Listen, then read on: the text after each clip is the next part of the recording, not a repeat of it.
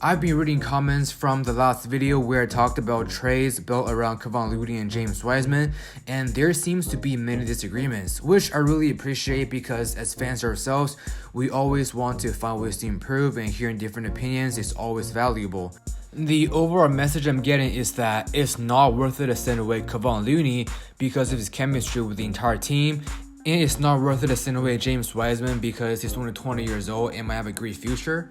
Now, I definitely agree with these takes. Kevon Looney has been with the Warriors for his entire career, and his connection with Steph Curry, Klay Thompson, and Draymond Green are just undeniable. James Wiseman, on the other hand, was the second overall pick, and he's only 20 years old.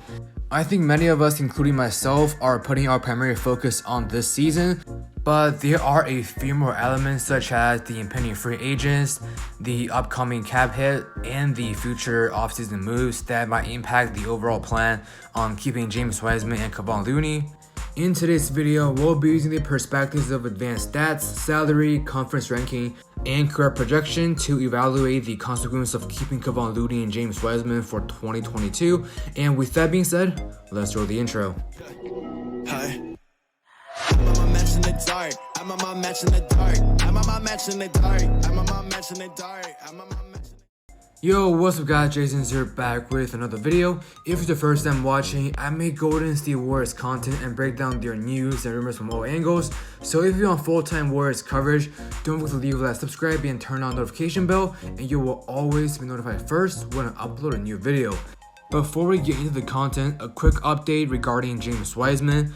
According to Anthony Slater, quote, Bob Myers said James Weisman has come to the doorstep of contact several times before he's needed to respond. He said they're confident he will get into contact this time around, and if he does, could still return with time left this season. To be honest, I'm tired of the Warriors keep saying this kind of update, and it's just obscure whether James Wiseman is on track with his recovery, but I guess time will tell us all. As we mentioned earlier, we'll be using the perspectives of conference ranking, salary, advanced stats, and career projections to break down the consequences of keeping James Wiseman and Kevon Looney. So let's get started. Take a look at the top 10 teams in the Western Conference. I wouldn't be surprised if any 8 of them make it to the playoffs. The problem is each one of these teams, except the Warriors, have a decent or elite center. You have DeAndre Ayton with the Suns, Jonas Valanciunas with the Grizzlies, Rudy Gobert with the Jazz, Kristaps Porzingis with the Mavericks, Nikola Jokic with the Nuggets, Karl-Anthony Towns with the Timberwolves, and Ivica Zubac with the Clippers, and Anthony Davis with the Lakers, and lastly, Jusuf Nurkic with the Blazers. Now, I know Kevon Looney and James Wiseman are decent players, but I wouldn't necessarily rank them above any of these 10 players here. Moving on to salary, starting with Kevon Looney. As of right now, Looney is on an expiring contract and is making about $5.1 million this year. Including Looney, the Warriors will have 7 impending free agents this offseason: JTA, Damian Lee, GP2, Nemanja Bjelica, Otto Porter Jr., and Andre Iguodala. Now, the cap hit of all these players together this year is $17.5 million. And don't forget about Jordan Poole, who will have 1 year left on his contract after the season. And if you take a look at the cap hit for 2023 with all the remaining roster, it is a total of nearly $171 million. So the question now is, how much would you pay Kevon Looney? Obviously, the Warriors have to either re-sign or sign new free agents to improve their bench. Most of us know the importance of Kevon Looney, and he definitely knows the leverage he has. The basic theory on supply and demand can easily make Kevon Looney overpaid. I'm not saying this will happen, but it's definitely a possibility. James Wiseman, on the other hand, is making $9.1 million this season. So far, his contribution is 0. If you guys have been watching my video for a while, you know I'm always against the idea of trading players on a rookie deal. Last season, we know James Wiseman has talent, but his skill sets are really raw. Based on what the team is saying about Wiseman's injury, I have no idea when he will return. And what makes it so difficult right now is that the Warriors picked up Wiseman with number 2 overall pick. You look at the payback from Anthony Edwards and LaMelo Ball for the Wolves and the Hornets respectively, you can know the frustration and disappointment we're having. For a team like the Warriors, who is nearly $41 million over tax, Wiseman's contract, which is worth $9.1 million this year, is not quite a small number.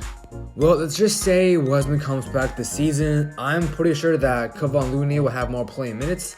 If James Wiseman fails to prove himself next season, it will be one more difficult decision for the Warriors to make on Wiseman's 4th-year rookie deal.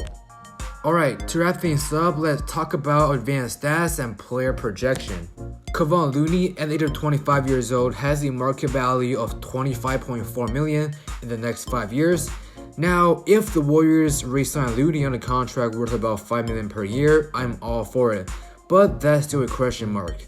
Looking at Looney's physical attributes, there is no problem at all, but looking at scoring, the problem is obvious. As you can see here, Looney's true shooting percentage is a bit lower than league average, free throw is considered bad, and plus, his usage is only 11%, meaning the Warriors offense barely used Looney. For a center who doesn't have that many threats behind the arc or short and mid-range jumpers, I'm not surprised to see this. Moving on, Looney has a 14% turnover percentage, which is below the 25th percentile in the league, so that can be concerning. Defense and rebounding, there's no problem at all. Looney's defensive plus and minus says it all. A plus 1.7 places Looney well above the 75th percentile. Now, the guaranteed part for keeping Kevon Looney is that he'll be contributing at this consistent basis, especially when you look at his number for his entire career, it's basically the same. But at the same time, you can just expect him to stay at this pace without many major improvements because the way he plays. Alright, now looking at James Wiseman, there are a few things I want to point out. Now, Wiseman is only 20 years old, meaning his future is still somewhat a question mark. But that to me, the reality is, the Warriors are somewhat gambling here. Just because James Wiseman is the number 2 overall pick does not guarantee his future success, but let's take a look at these numbers. Without any question, Wiseman's physical attributes are top tier, so there's no concern there at all.